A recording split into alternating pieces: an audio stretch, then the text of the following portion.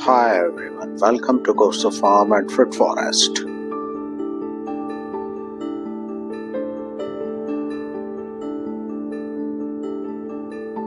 दोस्तों, हम काफी टाइम देखते हैं कि नर्सरी में से लाया हुआ प्लांट जो नर्सरी में एकदम हेल्दी होता है, वो हमारे वहां लाने के बाद में और लगाने के बाद में थोड़े ही टाइम में मर जाता है।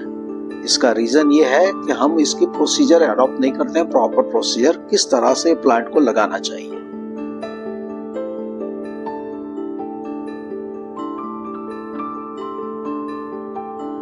ये वीडियो मैं मेरे फार्म में नर्सरी से लाया हुआ प्लांट किस तरह से लगाता हूँ और किस प्रोसीजर को अडॉप्ट करता हूँ उसी पर है। मैं आपको एश्योर करता हूँ कि अगर आप यही प्रोसीजर अडॉप्ट करेंगे तो आपको 100% सक्सेस मिलेगा।